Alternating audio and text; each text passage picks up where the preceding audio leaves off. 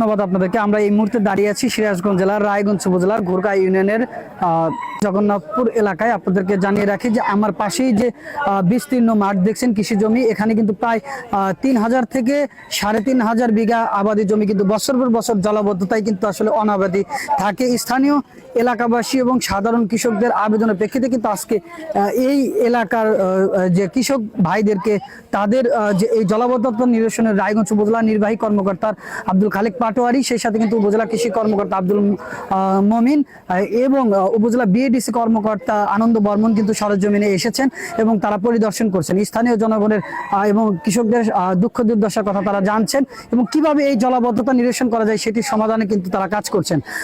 উপজেলা নির্বাহী কর্মকর্তা কিন্তু আমাদেরকে জানিয়েছেন যে খুব শীঘ্রই স্থানীয় এলাকাবাসীর সার্বিক সহযোগিতায় এবং যদি সরকারি বরাদ্দ পাওয়া যায় তবে সরকারি অর্থায়নে এবং যদি সরকারিভাবে যদি বরাদ্দ এই মুহূর্তে না থাকে তাহলে কিন্তু স্থানীয় এলাকাবাসীর যে নিজ উদ্যোগে খুব শীঘ্রই এই জলাবদ্ধতা নিরসনে কিন্তু তারা সার্বিকভাবে সহযোগিতা করবেন। স্থানীয় সাধারণ কৃষকরা কিন্তু আমাদেরকে জানিয়েছেন যে বছরের পর বছর ধরে কিন্তু এই আবাদি জমিতে কিন্তু আসলে মূলত কিন্তু অনাবাদি অবস্থায় পড়ে থাকে, যে কারণে কিন্তু এখানকার কৃষক সহ সাধারণ যে দিনমজুর তারা কিন্তু উৎকণ্ঠা এবং অনেক হতাশা প্রকাশ করেছেন। তারা খুব দ্রুতই এই জলাবদ্ধতা নিরসনে প্রশাসন সহ ঊর্ধ্বতন কর্তৃপক্ষের দৃষ্টি আকর্ষণ করেছেন। আমরা যদি এখানকার সাধারণ কৃষকদের সঙ্গে যদি একটু কথা বলার চেষ্টা করি যে এই এলাকায় আপনারা যে দীর্ঘদিন ধরে যে জলাবদ্ধতা, এটা আপনারা কিভাবে দেখছেন? আসলে এখানে কি কোনো ধান আবাদ হয় কিনা বা আপনারা কি চান?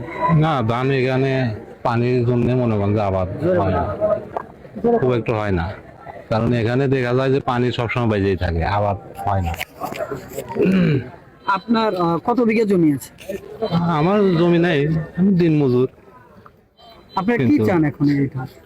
এটা পানিটা বাই করে দিলে আবাদ বরত হইলে এবারে ভালো হয়। ঠিক আছে, ধন্যবাদ। আসলে এই যে আপনারা যে এখানে আসছেন, এই কি কি সমস্যা হয় এখানে যে প্রতি বছর? এখানে আমাদের সমস্যা হচ্ছে, এখানে অনেক পানি, এই পানিটা বের করে দিলে আমাদের একটু আবাদটা করা হবে। এখানে 3000 বিঘার মতন জমি আছে, এই পানিটা বাইর করলে আমরা আমাদের একটু আবাদ করতে হবে। আজকে যে এনো মহোদয় সহ এখানে যে বিভিন্ন দপ্তরের কর্মকর্তারা এসেছেন এটা সমাধান নিরসনে কাজ করবেন, আপনাদের কেমন লাগছে এবং তারা যে আসছে এটার জন্য আপনারা কি বলবেন? খুবই ভালো লাগছে, 3 জন স্যার আসছে, আমাদের অনেক ভালো লাগছে।